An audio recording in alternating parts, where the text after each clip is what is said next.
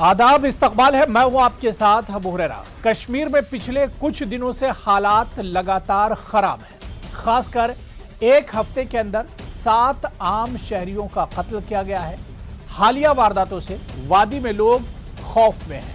खासकर अकलियती तबके में लोग सिक्योरिटी को लेकर मुतमईन नहीं हैं।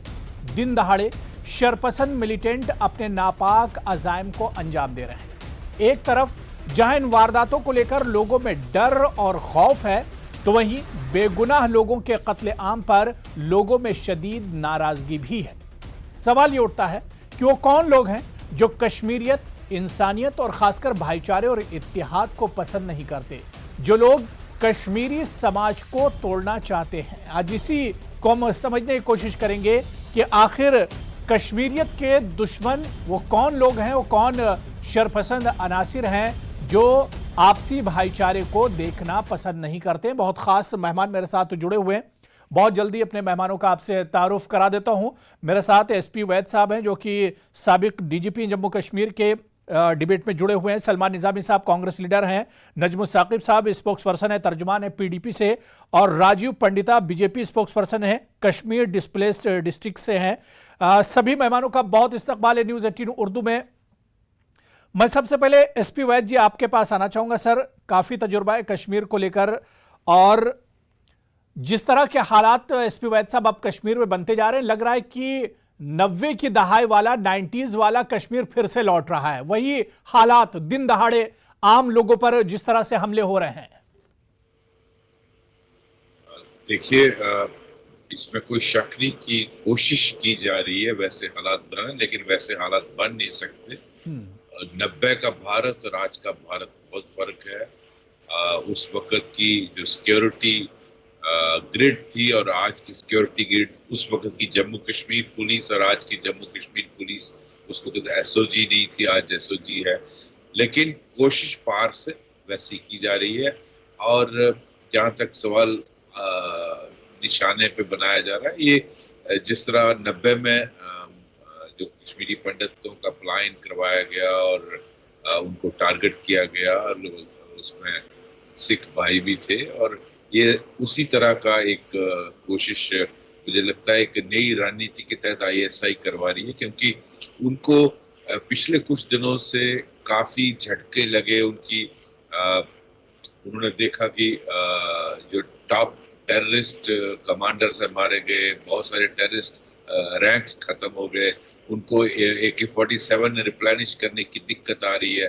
तो इस किस्म की टेररिज्म चलाना बहुत आसान है, और इससे खौफ जबरदस्त फैलता है कि जो अनआर्म्ड सिविलियंस हैं, जिनको कोई प्रोटेक्शन नहीं होती है, जैसे बिंद्रू थे, उनको आम आदमी कश्मीर में बहुत पसंद करता था। या जैसे टीचर्स हैं कश्मीर में, कश्मीरी पंडित टीचरों की और उनकी बहुत इज्जत होती है, लोग उसको मिस करते हैं, जो आगराम कश्मीरी से आप बात करें। लेकिन जो पार हमारे आईएसआई के हैंडलर्स बैठे हैं, उनको कश्मीरियों से कोई लगाव नहीं है, उनसे कोई लेना।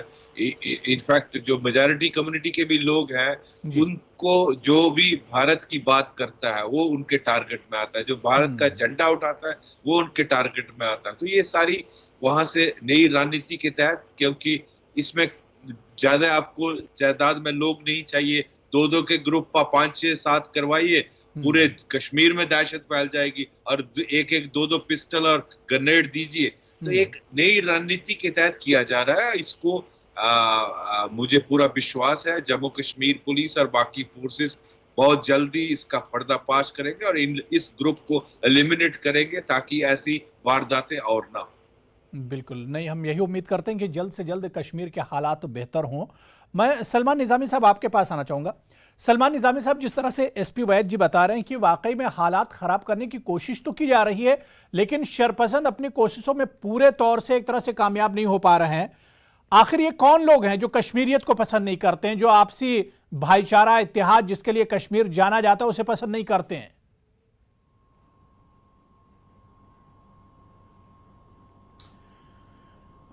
देखिए साहब, जो पिछली सरकारें थी, कांग्रेस की सरकार थी, गुलाम नबी आजाद साहब वहां के वजीर आला थे, और उस वक्त जो है आज के हालात से काफी बेहतर थे, क्योंकि उस वक्त जो है मिलिट्री अप्रोच नहीं की गई थी। उस वक्त अगर कोई जो बच्चा है, कोई यूथ है, अगर वो किसी दूसरे रास्ते पे जा रहा था, उसको काउंसलिंग की गई, उसको ये कहा गया कि आप बंदूक छोड़िए, आपको हम रोजगार देंगे। और बहुत से जो नौजवान लड़के थे जिन्होंने गने उठाई, उन्होंने सरेंडर किया। वेद साहब शहादत होंगे हैं उस बात के। और दूसरी बात यह है कि जो आज जो लॉ एंड ऑर्डर की जिम्मेदारी जो है गवर्नमेंट की है, वो सलमान निजामी की है, कांग्रेस पार्टी की नहीं है। आज सरकार को एक्सेप्ट करना चाहिए कि लॉ एंड ऑर्डर का फेलियर हुआ है। एक बिंद्रू की शॉप में, मुझे मालूम है श्रीनगर, जो जहां पे ये हादसा हुआ है, उसके पीछे ही आर्मी का कैंप है। उसके साथ ही जो है 3 बैरिकेड्स लगे हुए हैं जहां पे पुलिस तैनात होती है। तो ये कैसे सिक्योरिटी लैप्स हुआ, और ये कैसे जो है ये लोग जो है वहां पहुंचे और वहां बिंद्रू साहब का कत्ल किया गया। क्योंकि हम जानते हैं बिंद्रू साहब को, कोविड के टाइम पे उन्होंने लोगों की खिदमत की, और ये इंसानियत का कत्ल है। आज कश्मीरी हर एक के घर में जो है मातम है। हर एक जो है आज जो है वो इस सदमे में है कि भाई बिंद्रू साहब जैसी शख्सियत जो है वो इस दुनिया से चली गई, उसका कत्ल हुआ। जो ये लोग हैं उनको आइडेंटिफाई करिए। इस्लाम भी ये कहता है कि बिना जो बेकसूर है उसका कत्ल मत करिए, ये इस्लाम कहता है। इनको आइडेंटिफाई करिए और सख्त से सख्त सजा होनी चाहिए इनकी, जो भी एक्सट्रीम लेवल पे आप जा सकते हैं। लेकिन आपने दावा किया था 370 हटेगा और मिलिटेंसी कश्मीर में खत्म होगी। मैंने आपके साथ कई टीवी डिबेट्स किए और दावा किया जाता था बीजेपी की तरफ से कि भाई 3 महीने में आप देखेंगे मिलिटेंसी खत्म हो जाएगी। आज 2 साल हो गए, मिलिटेंसी बढ़ चुकी है, चाइना अंदर घुसा हुआ है, और दूसरी तरफ से पाकिस्तान एक पार्टी बन चुकी है। बीजेपी कंफ्यूज है, हमने कश्मीर में करना क्या है। इस पर सलमान निजामी साहब आगे बात करेंगे। मैं दोनों लोगों को और डिबेट में जोड़ लेता हूं, राजू पंडिता और नजमो साकिब जी। नजमो साकिब साहब, मैं आपके पास आना चाहूंगा। नजमो साकिब जी, सवाल ये उठ रहा है कि एक आम आदमी इस वक्त, कश्मीर आप छोड़ दीजिए, श्रीनगर जो बहुत सेंसिटिव है, बहुत हसास और बहुत सिक्योरिटी यहां पर रहती है, जिस तरह से सलमान निजामी बता रहे थे, लेकिन यहां पर एक आम आदमी बिंद्रू साहब एक कौम और कश्मीरियत और सबके बहुत हमदर्द, वो महफूज नहीं, एक टीचर महफूज नहीं, एक छाबड़ी फरोश जो है वो एक तरह से उसकी सिक्योरिटी नहीं है। लेकिन इन सबका कत्ल होने के बाद भी हम देखते हैं नजमो साकिब साहब कि कश्मीर में आज कोई हंगामा नहीं है, कोई प्रोटेस्ट नहीं कर रहा है, कोई लाल चौक पर निकल कर नहीं आया है इन मौतों के खिलाफ, इस कत्लेआम के खिलाफ। पे लगा रहे हैं कि जनाब आप जम्मू कश्मीर में एक फेयर साइकोसिस पैदा की, और उस फेयर साइकोसिस की वजह से जो है लोग आज इस कगार पे आ गए हैं कि यहाँ पे किलिंग्स है।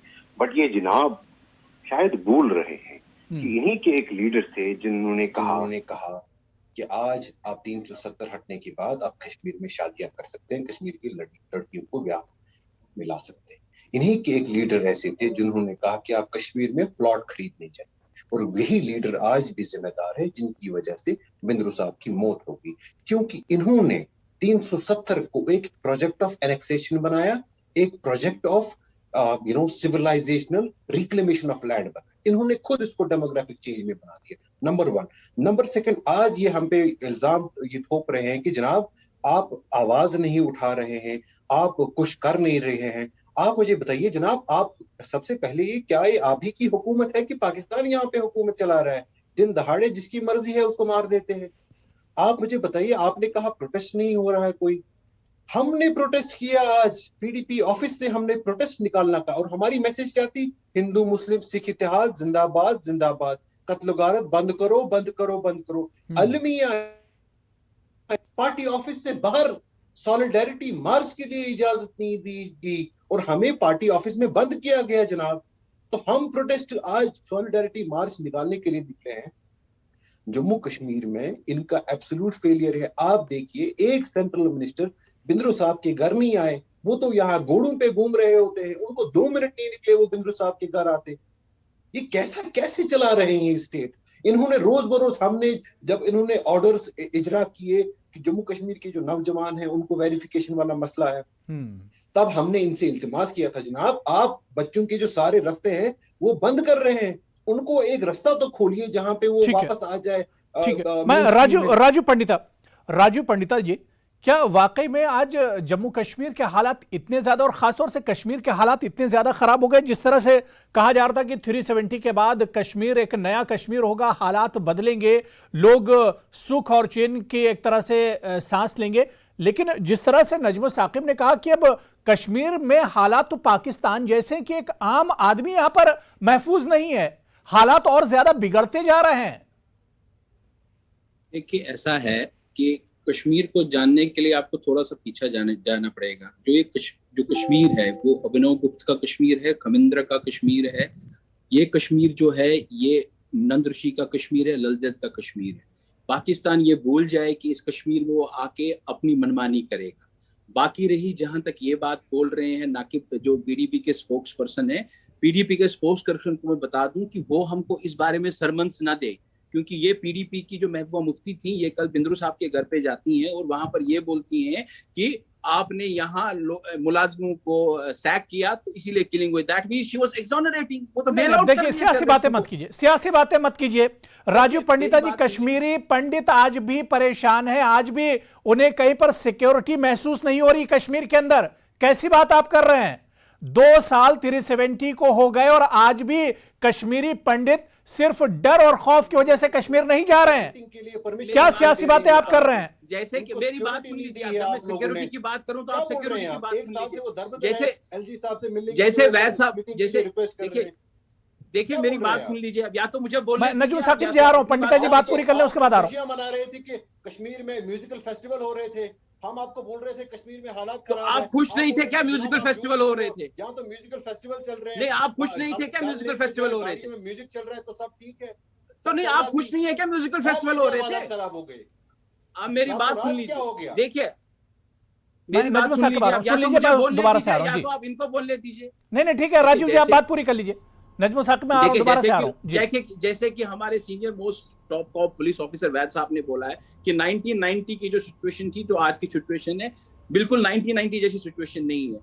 आज हमारी JN K police fully equipped है और आपको मैं बता दूं कि आज हमारी जो पुलिस है, जो भी वहां पीस आई है कश्मीर में, we are proud of our J and K police, we are proud of our security forces. तो ये वो जो बात चल रही है कि वापस 1990 जाए, ये नया भारत है, ये नया जम्मू कश्मीर है, तो उससे तो मैं आपको बता दूं ये पॉसिबल नहीं है कि अभी हमारी जो सिक्योरिटी अप्रेस है that is well equipped. Raju Pandita जी, देखिए आप सच्चाई को नहीं छुपा सकते हैं।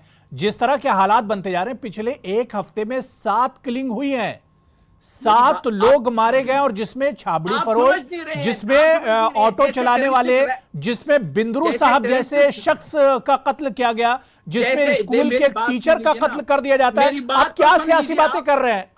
आप कहां छुपाने की कोशिश कर रहे हैं हालात को? आप मेरी बात तो सुन लीजिए, मेरी बात सुनिए। जैसे कि वैद साहब ने भी बोला कि ये सॉफ्ट टारगेट्स होते हैं। जब ये फ्रस्ट्रेशन आती है, आज उनके पास गन्स नहीं है, पिछले 2 सालों में टेररिस्ट एक्टिविटीज कम होगी, इन्फिल्ट्रेशन कम हो गई है, तो आज वो फ्रस्ट्रेशन में सॉफ्ट टारगेट से कोई आदमी। चलिए ठीक है, मुझे बहुत छोटे से ब्रेक पर जाना है। ब्रेक के बाद लौट कर आएंगे तो इसी इशू पर बात करेंगे कि कश्मीर में जिस तरह से हालात बिगड़ रहे, क्या ये हालात सुधरेंगे और क्या लोगों को, क्योंकि अब लोगों में इतना डर हो गया है कि बहुत से लोग तो कश्मीर छोड़ने के बारे में सोचने लगे। बहुत छोटा सा ब्रेक लेंगे, फौरन हाजिर होते हैं।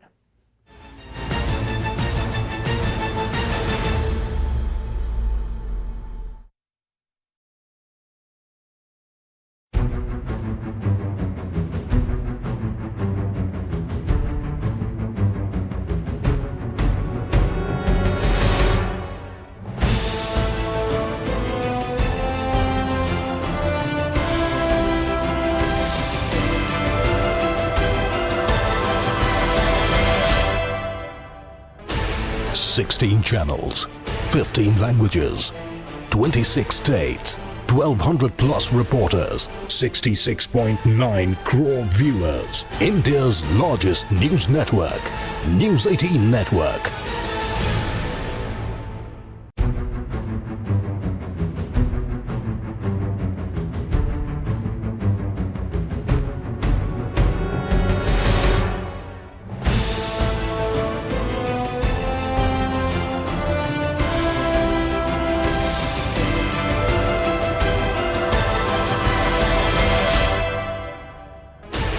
$16 channels, 15 languages, 26 states, 1200 plus reporters, 66.9 crore viewers. India's largest news network, News 18 Network.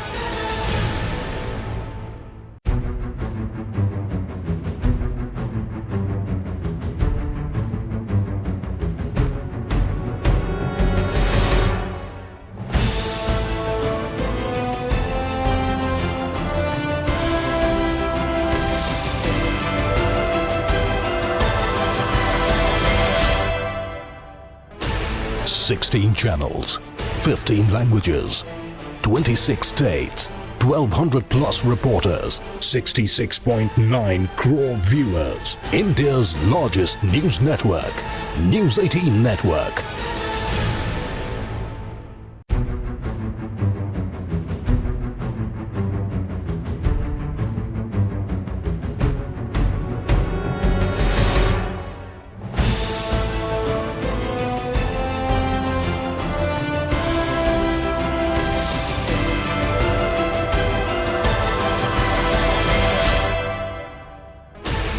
Sixteen channels, 15 languages, 26 states, 1200 plus reporters, 66.9 crore viewers. India's largest news network, News 18 Network.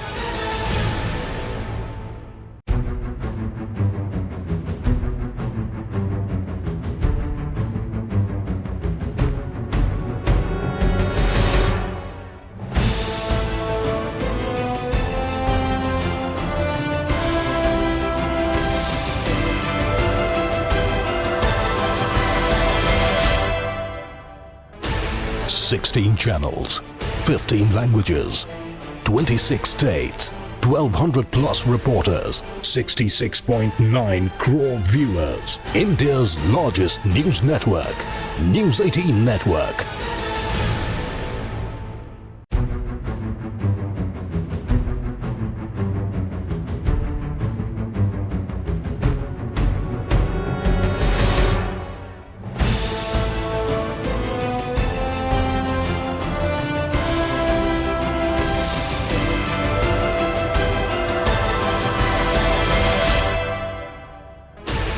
Sixteen channels, 15 languages, 26 states, 1200 plus reporters, 66.9 crore viewers. India's largest news network, News 18 Network.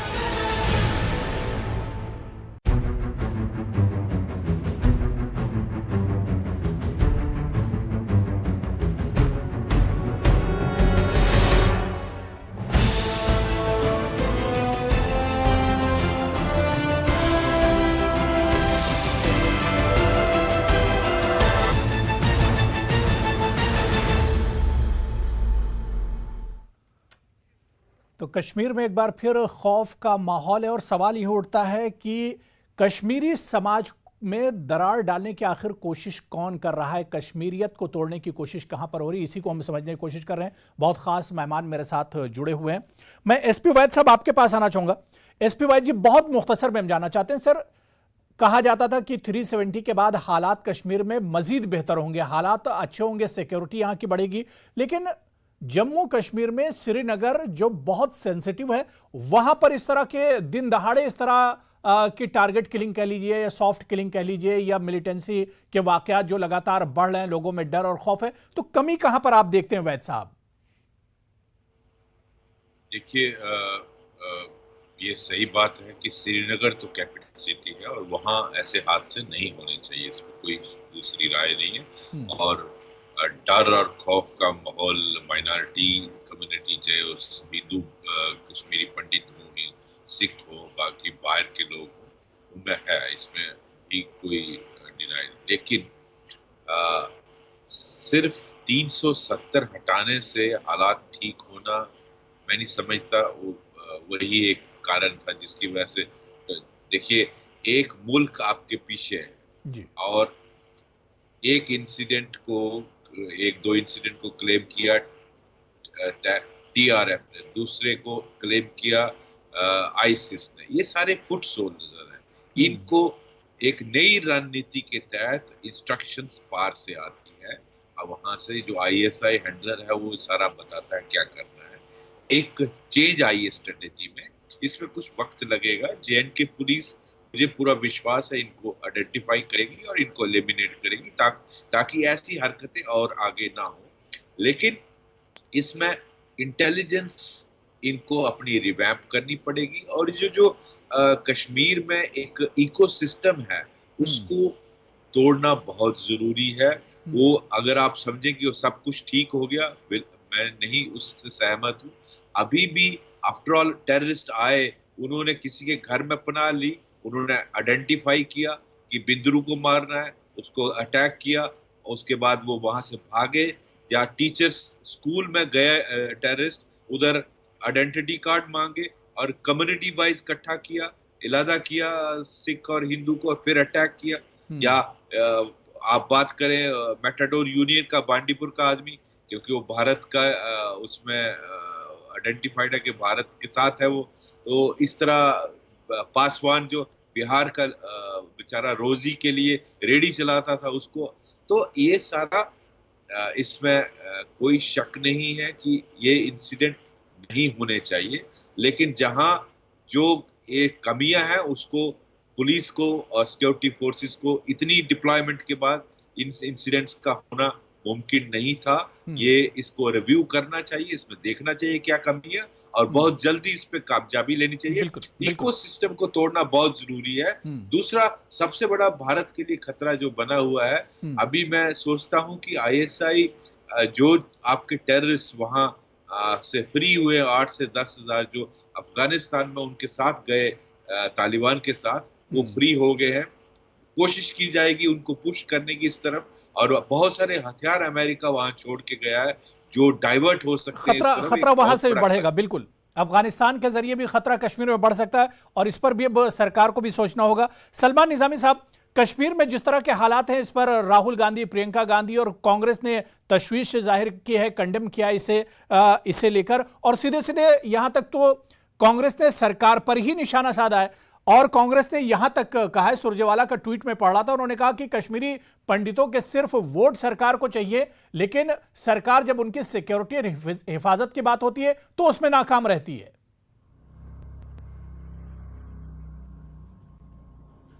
जी बिल्कुल दुरुस्त कहा। और security किसको दी जा रही?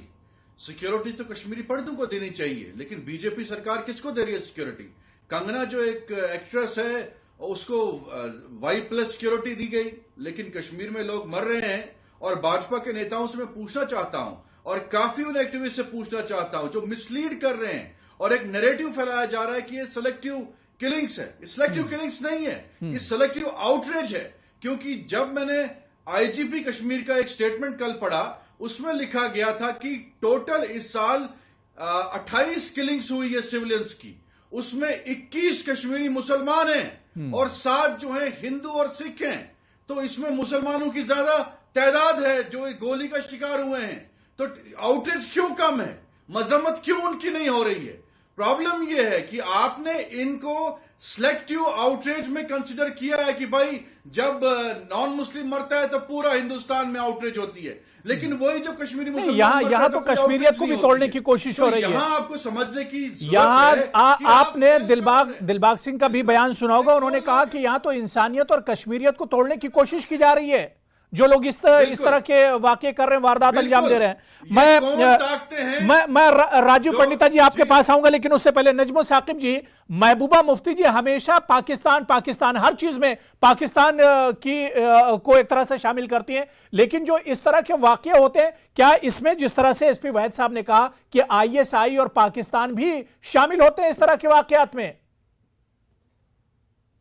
अगर आज इतनी 10 लाख सिक्योरिटी फोर्सेस होने के बावजूद पुलिस की नाक के नीचे, इंटेलिजेंस एजेंसीज की नाक के नीचे इतना सिक्योरिटी ग्रिड जो बैठाया हुआ है, उनकी नाक के नीचे दिन दहाड़े in the heart of the city, capital city में अटैक्स हो रहे हैं और लोग, प्रोमिनेंट लोग मारे जा रहे हैं। तो व्हाट डज इट मीन कि आपको एक प्रॉब्लम है और उस प्रॉब्लम को आपको एड्रेस करना है। जैसे अभी राजीव पंडिता जी जो बीजेपी के स्पोक्स पर्सन थे, उन्होंने खुद कहा कि इन्फिल्ट्रेशन डाउन होगी। इन्फिल्ट्रेशन क्या सर्जिकल स्ट्राइक से डाउन होगी? इन्फिल्ट्रेशन डाउन इसलिए होगी, उन्होंने सीज फायर एग्रीमेंट किया। ये क्यों नहीं लोगों को बोलते हैं? हम जब इनको लोगों को बोल, जब यहाँ कश्मीरी मुसलमान मर रहा था, हम उनको बोल रहे थे उस टाइम पे। आप मुझे 1 मिनट दे दीजिए, ठीक है, मेरा एक सवाल ले लीजिए, बात उसके बाद पूरी कर लीजिएगा। नजमुल साकिब जी, रिवायती पार्टी है पीडीपी जम्मू कश्मीर की, इस तरह के जब वाकये होते हैं, आम शहरियों का इस तरह से कत्लेआम होता है, तो क्या पीडीपी की जिम्मेदारी नहीं बनती कि वो एक आवाज बुलंद की जाए इस कत्लेआम के खिलाफ? महबूबा मुफ्ती इसके खिलाफ खड़ी हो, पूरी पीडीपी इसके खिलाफ खड़ी हो, और मैं तो यहां तक कहता हूं कि पूरा कश्मीर इसके खिलाफ खड़ा हो। लोगों को मारा है वहां पे, आज आपने सॉलिडारिटी मार्च पे लोगों को बाहर नहीं निकलने के लिए दे रहे। हाँ, जब यहाँ के लोग मर रहे थे, हम उनको बुलंद आवाज में ये बोल रहे थे कि जनाब जम्मू कश्मीर में हालात खराब है। ये वहां से बोल रहे थे कि आप लोग झूठ बोल रहे हो, जम्मू कश्मीर में हालात ठीक है। ये देखिए जी, सेंट्रल मिनिस्टर आ रहे हैं, लोग म्यूजिकल फेस्ट चल रहे हैं हर जगह पे, ये तो खुश थे। ये आज नहीं, ठीक है राजू पंडिता जी, सरकार और एडमिनिस्ट्रेशन की भी नाकामी है इसमें। जिस तरह से एसपी वैद साहब ने कहा कि हालात बेहतर होने चाहिए, और श्रीनगर जैसे शहर में या इस जगह में जो इतना सेंसिटिव, इतनी ज्यादा सिक्योरिटी है, यहां पर जहां परिंदा पर नहीं मार सकता, वहां पर आम शहरी महफूज नहीं है, तो ऐसे में नाकामी किसकी है राजू पंडिता जी? देखिए, मेरी बात सुन लीजिए आप। जैसे आपने वैद साहब को बोला, मैं भी वैद साहब का ही बोलता हूँ। जैसे वैद साहब ने बोला कि जैसे ही आप अपना सिक्योरिटी ग्रिड स्ट्रेंथन करते हो और टेररिस्ट डेस्परेट हो जाते हैं, तो वो सॉफ्ट टारगेट्स पकड़ते हैं। एक बंदा जो सड़क पे चल रहा है उसको मार देते हैं। या आप प्लीज अंडरस्टैंड कीजिए इसका मतलब क्या है। विच मीन्स कि पिछले 2 सालों में जब से 370 और 35 से हटा है, एक साल में राजू पंडिता जी 28 से 30 किलिंग इस तरह की हो चुकी हैं। ये भी नहीं बोल रहे आप एक दो वाकया नहीं हुआ है, 30 किलिंग, 30 किलिंग्स। आप ये नहीं मेरी बात सुनिए। आप ये नहीं बोल रहे हैं कि स्टोन पेल्टिंग कहां गई, स्टोन पेल्टिंग कैसे बंद हो गई, उस बारे में आप बात नहीं कर रहे हैं। आप ये नहीं बोल रहे डीडीसी इलेक्शंस, बीडीसी इलेक्शंस और पंचायत इलेक्शंस कैसे हो गए, वो भी तो पिछले 1-1.5 साल में हुए, वहां तो एक चिड़िया भी नहीं मारी गई। आप सिर्फ एक ही एंगल पकड़ रहे हैं। हम बोल रहे हैं आपको कि देखिए कि अभी फ्रस्ट्रेशन चल रही है, पाकिस्तान हर जगह से एक्सपोज हो चुका है। तो उनके आका जो वहां बैठे, उन्होंने टीआरएफ क्या, टीआरएफ लश्कर तोयबा का एक फ्रंट है। उनको पता है कि अगर पाकिस्तान का नाम नहीं, देखिए शरपसंदी कहीं से भी हो, उस पर इंतजामिया और सरकार को तो नजर रखनी पड़ेगी। जिम्मेदारी कहीं ना कहीं सरकार की और इंतजामिया की तो बनेगी। बहुत अच्छी बातचीत हो रही, लेकिन मेरे पास वक्त की कमी है। हम यही उम्मीद करते हैं कि आने वाले दिन कश्मीर के लिए अच्छे दिन होंगे, कश्मीरियों को भी अच्छे दिन नसीब होंगे, हम यही उम्मीद करते हैं। इस पर और भी हम आगे बातचीत करेंगे जब मौका मिलेगा। बहुत बहुत शुक्रिया राजू पंडिता जी, एसपी वैद साहब आपका बहुत बहुत शुक्रिया, सलमान निजामी साहब, नजमुल साकिब जी, सभी का बहुत बहुत शुक्रिया डिबेट में जुड़ने के लिए। आदाब।